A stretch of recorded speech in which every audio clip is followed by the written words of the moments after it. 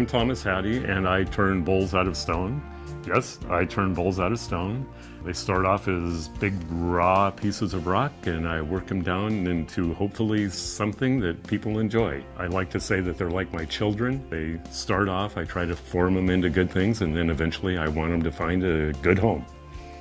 My initial inspiration to make bowls out of stone was, of course, my high school art teacher that I've stayed in contact with that started turning stone 29 or 30 years ago. And finally, I talked him into teaching me how. Tom is probably the one person that I would do this for. Because I know he's interested. I know he's driven. You have to learn step by step. You have to break things. And Tom's perfectly willing to do that. Basically, I go out to the pile, I get a boulder, and I cut it into slabs and a few pieces. And then I cut those pieces into rounds and put it on the lathe. The carving process itself is actually the most fun part of it.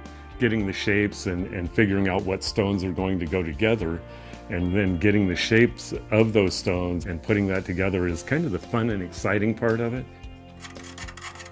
I'm thinking of the shape that I want to make, how the stone is, and trying to read the stone to make sure that I can make the shape that I'm trying to form.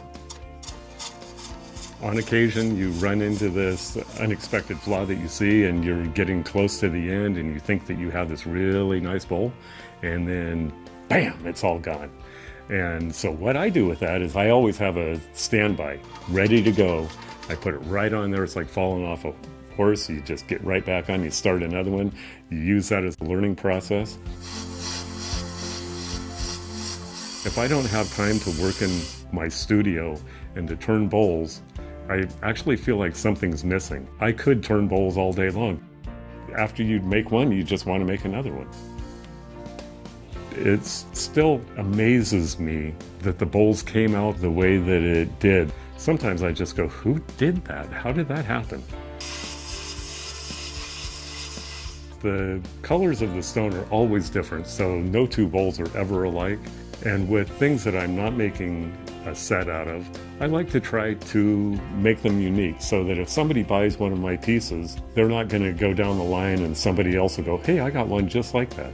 So looking forward and thinking that maybe somewhere down the line, 2,000 years from now, somebody will pull up a piece of stone that I've worked on. I think that that's really kind of a cool thing.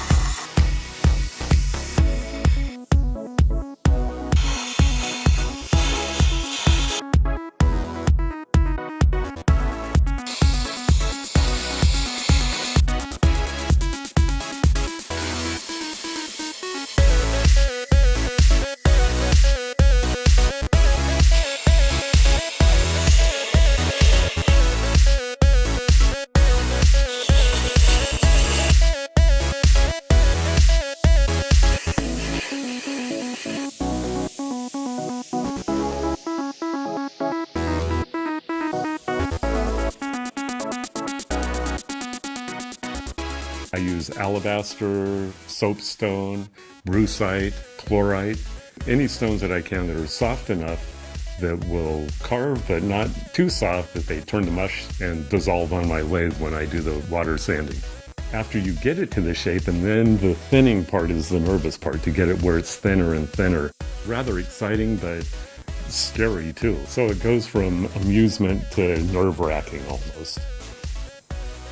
And then the final part of sanding it and polishing it is kind of the rewarding part, where you start to see the color come out of the stone.